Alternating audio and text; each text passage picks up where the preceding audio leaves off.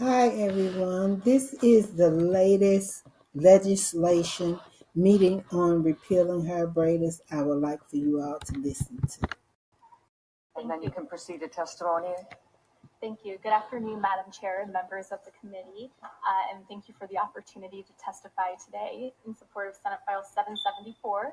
My name is Megan Forbes. I'm an attorney at the Institute for Justice. We're a national nonprofit public interest law firm that works to end unnecessary occupational licensing laws. We litigated the lawsuit on behalf of hair braiders back in 2005, and we've been active in advocating for hair braiding freedom across the country for the last 25 years. We support this bill because it eliminates an unnecessary barrier to working as a hair braider in the state, and it also puts Minnesota in line with the majority of states that do not require a license now to braid hair. Lastly, as Senator Coran mentioned, this will put the state in accordance with the consent judgment that was entered on behalf of hair braiders, in this case, to protect hair braiders' right to earn an honest living. I'm happy to answer any questions that you, Madam Chair, or members of the committee may have. Thank you, Ms. Forbes. I don't see any questions at this time. I know that members do their own research on bills that come before us, so having no questions is often actually is just fine. So with that, Senator Coran, you move Senate File 7, pardon? Oh, okay. Ms. Gina Fast is another testifier that had asked. Come on up, Ms. Fast. And now she will be introducing Miss Lola. Miss Olya. I don't know if Miss Lola, Olya. Okay, come on up. Come on up, Miss Olya. And this is on the hair braiding bill, Senate File 774. Wonderful. Our staff is bringing another chair for you. Okay, Ms. Fast, if you want to proceed, just briefly, if you can. Yes, thank you, Madam Chair, and members of the committee. Good afternoon. Happy Valentine's Day, and thank you for the opportunity to be here. My name is Gina Fast, Executive Director for the Board of Cosmetology. I'm here to testify on what the board's responsibility or lack there is of on the current hair braiding laws, as often I think there's grave confusion on the topic and what we do as a board. The board did vote last session to remain neutral on the bill.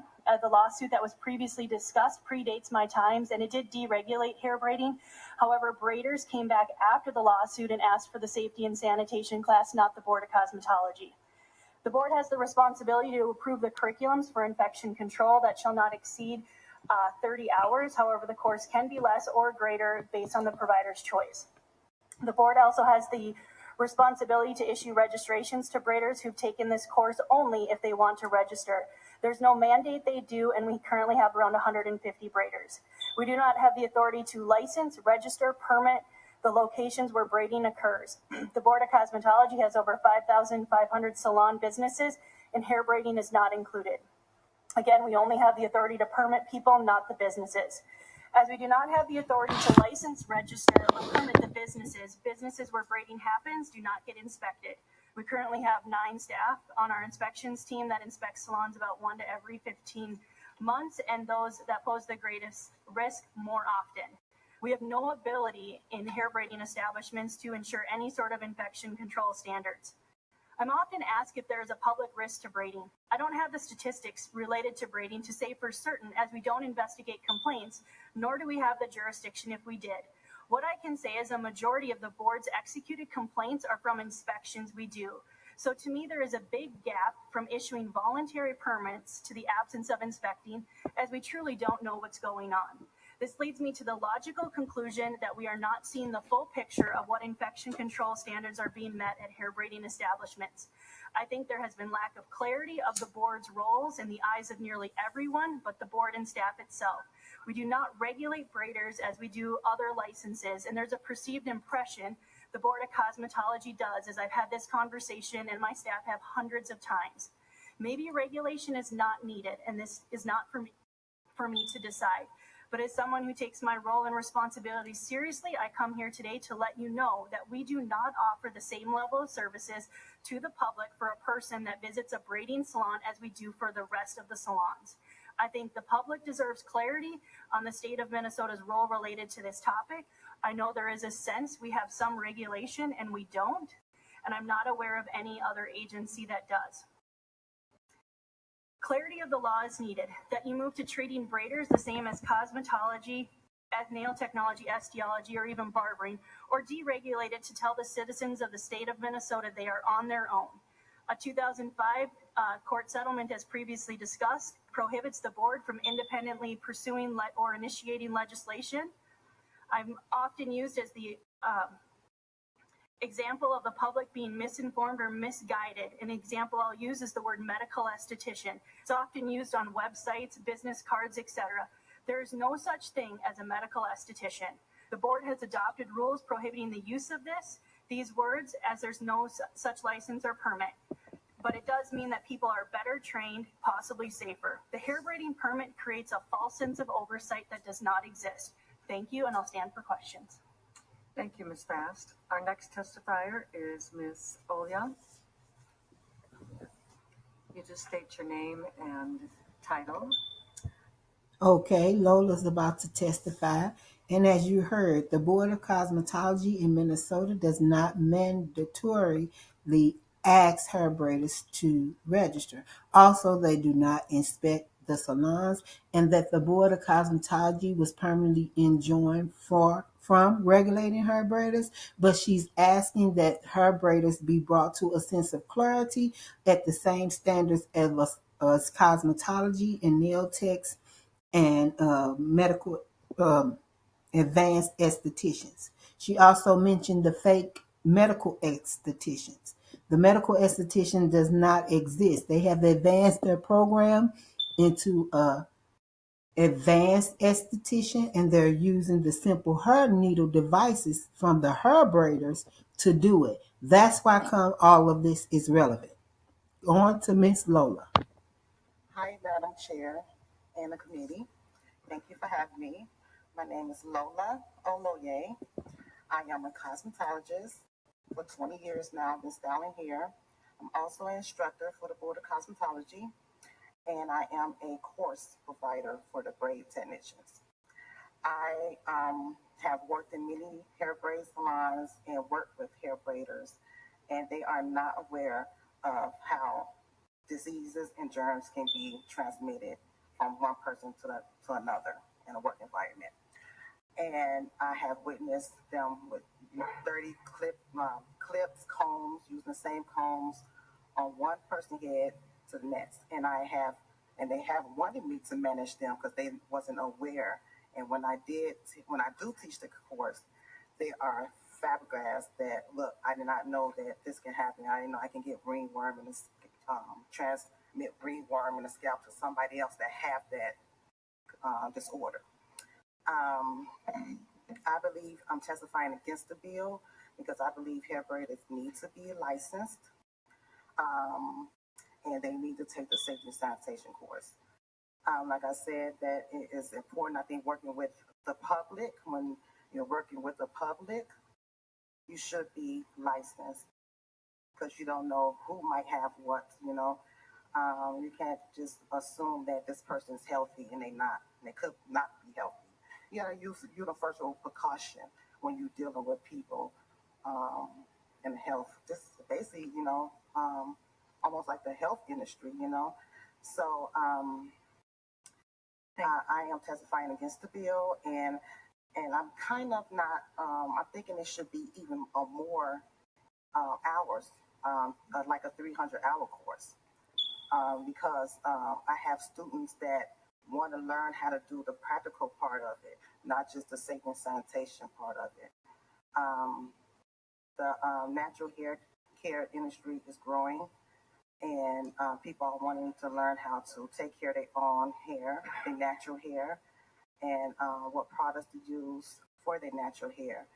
And I have, and it's going to affect me if this bill is passed because I teach the hair braiders, and they won't be able to get funding that I'm currently receiving. So I'll be out of a job at that point. So, and not just that, it's important for them, just like cosmetologists, we are have a standard that we have to follow by. Okay, it's the same thing. They work in the salon. They need a standard to follow by. Yeah, it's a natural thing. It's no chemicals being used, but at the same time, they use needles that can do what we call sew-ins, and they not have poked someone in the head before, and cause a little bleeding, or I poke myself when I do the service, and I know what to do, so I would stop the whole service and wash my hands and bandage my finger before I proceed on. And a lot of them don't know or don't care because they just want the money, at the time. But I don't want to say all this, but it's very important. We'll need to have I'm sorry. I'm just speaking from my heart. I don't have anything written down, anything. I just found out about this and I came to, testify against it. Okay, thank you, Ms. Olia. So to summarize it up, you are testifying in support of additional legislation or more legislation in regards to this area. Just a simple yes or no. Yes. All right. Thank you very much, Ms. Olia. Thank you, Miss Oya. Thank you, Miss Ola. Yes, we are testifying for more legislation in regards to this area in the state of Minnesota. And thank you. They have more questions for her, and I will allow the video to go on through the end where Gina Fast testifies again, as well as the Institute of Justice testifies. Just to mention, I have personally gone to 2 facilities that were inspected and licensed and had 2 infections.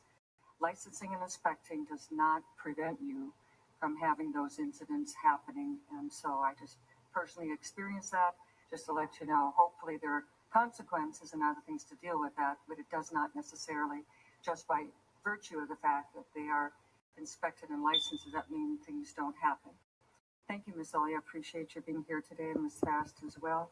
Senator Coran, I will come to you, but I have Senator Lane. Did you have a comment or question, Senator Lane? Yes, thank you, Madam Chair. To the board chair, board person. If are you saying that if this registry, because all it is now is a $20 registry, if this registry was removed, then the reality of no oversight would be clear? Is that one part of what I've heard you say? Ms. Fast? Yeah, Madam Chair and members, because there's the registration and that it includes them proving the infection control class, there's a perceived impression by Braiders that we are going and inspecting facilities, or we're on the opposite, not doing our jobs by going to the facilities. We've had Braiders at town halls be very upset at board staff for not inspecting braiding facilities when in fact we can't. So my comments are the current legislation as it sits is confusing to the public. There's a permit with a class that can be minimal to 30 hours. It's not a must be 30 hours. It gives the board very little wiggle room in saying, if a class is 4 hours, it's not enough. So we do feel, and I think probably Senator Coran, we haven't spoken about this, and I know the Institute for Justice and in talking to other testifiers, it is confusing. Okay, Ms. Fast, we'll need to Yeah, wrap sorry. it up. Sorry. Okay, Madam Chair. Senator Lane? So then the other part I think I heard you said is that there is a concern on your part, as you've just expressed again, and that because of the lawsuit, you don't have any authority to do something about that yourself. You need the legislature to actually put into place some sort of training or accountability of some sort into the practice. So I would just also say that we don't expect that because something is a license that there's going to not be any harm at all. We have the licensure so that we will demand training and have accountability. So just because you get a particular case of harm doesn't mean that it's not working. It means actually that then you have some recourse. So my concern about this is that what you have now, it seems to be insufficient. In that case, the bill is appropriate, but what you're asking for is something more to take care of this concern. And I would suggest that we move further than this bill does, but at this point, the bill appears to be unnecessary. I mean, what you are requesting in the bill appears to be appropriate. Thank you, Senator Lane. Senator Cran or Ms. Forbes, would you reiterate again the requirements of the settlement of the court case? Ms. Forbes, would you like to take that? Yes, Madam Chair. The court entered an order that stated that the Cosmetology Board is enjoined from enforcing licensing requirements against hair braiders. So any license would be in conflict with that judgment. Thank you, Ms. Forbes. Senator Coran, do you have closing comments? Madam Chair, yeah, again, that reiterates and it does provide some clarity. It is acknowledging and codifying the consent order. And it's really a technical bill, but it's also a jobs bill to free entrepreneurs and create the opportunity and remove licensing as a strict barrier. So, with that, Madam Chair, we request your support. Thank you, Senator Coran. In regards to this bill, it is being laid over for possible inclusion in the State Government Finance Omnibus Bill.